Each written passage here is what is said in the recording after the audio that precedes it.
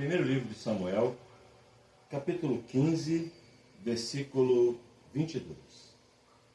Porém Samuel disse: tem porventura o Senhor tanto prazer em holocaustos e sacrifícios, como em que se obedeça a palavra do Senhor? Eis que o obedecer é melhor do que o sacrificar, e o atender melhor é do que a gordura de carneiros.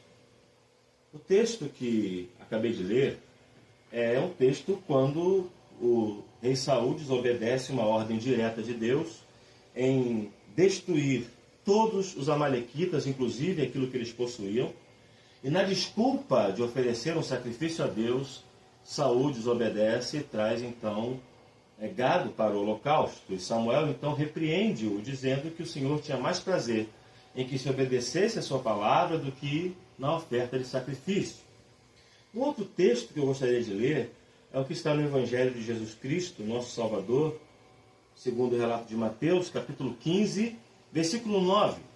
Palavras do Senhor Jesus: mas em vão me adoram, ensinando doutrinas que são preceitos de homens.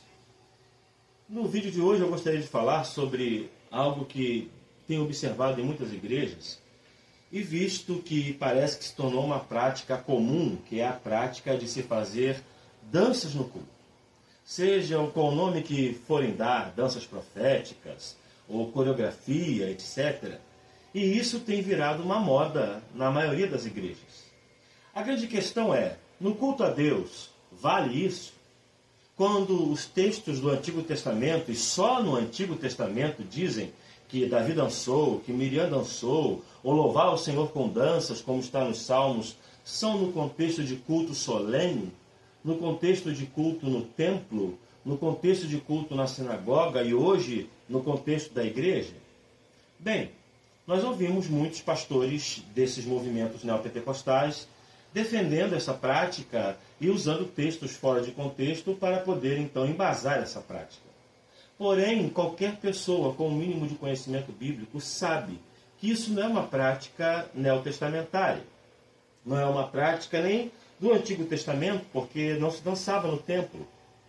Não se dançava no culto a Deus no Antigo Testamento e muito menos no Novo Testamento. Agora, qual é o sentido de alguém ficar sacudindo um paninho ou dançando enquanto se canta o louvor? Qual é a base bíblica disso? Qual é o motivo que leva as pessoas a crerem que isso é um modo correto de adoração? É claro que as Escrituras Sagradas estabelecem princípios que regulam o culto cristão. E esses princípios devem ser sempre norteados pelo que a Escritura ensina. Nós podemos ver também outros textos que elucidam bem isso. O primeiro texto que eu vou ler com vocês é o texto que está na carta de Paulo aos Efésios, capítulo de número 5, quando fala acerca de ser cheio do Espírito Santo, diz no versículo de número 18 ao 20: e não vos embriagueis com vinho em que há dissolução, mas enchei-vos do Espírito Santo, enchei-vos do Espírito, falando entre vós em salmos e hinos e cânticos espirituais, cantando e salmodiando ao Senhor no vosso coração. Então, em primeiro lugar, quando falamos de louvor, falamos de cânticos espirituais, falamos de salmos cantados, e isso é o princípio que regula a nossa adoração. Então, quando eu vou adorar a Deus, eu devo ver também o que eu estou cantando. Se eu estou cantando a Escritura, ou se eu estou cantando a inspiração humana, a mente humana, os desejos e anseios humanos. Só é louvor, e a palavra louvor quer dizer elogio, só é louvor a Deus se falar sobre Deus, seus atributos e sua glória.